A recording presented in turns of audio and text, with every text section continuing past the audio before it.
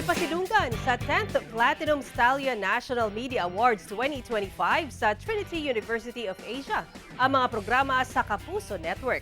Gani giila ang GMA Network isip TV Station of the Year ug ang GMA Regional TV isip Regional TV Network of the Year. Ani ang report.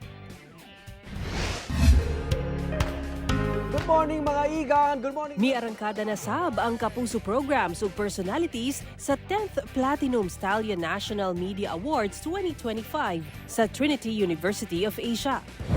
Gani na sakmit sa GMA Network ang TV Station of the Year. Samtang napili isip Regional TV Network of the Year ang GMA Regional TV nga gilangkuban sa regional program sa GMA Network nga One Mindanao, One Western Visayas, Balitang Bisdak ug One North Central Luzon. Samtang giilasab ang ubang Kapuso shows and personalities. Best Morning Show ang unang hirit. 24 oras ang Best TV News Program of the Year. Ug ang anchor niini nga si Vicky Morales ang giila nga Female News Anchor of the Year. Male News Anchor of the Year si Atom Araulio. Best TV Sports Program Host si Martin Javier. Best News Magazine Program ang Kapuso Mo Jessica Soho. Ug Best Documentary TV Show ang Eyewitness. Best AM Radio Station of the Year ang Superradyo DZBB. Isa pa rin sa kaaway. Gawin mo na ang Best Primetime Drama Series and Socially Relevant TV Series ang Pulang Araw.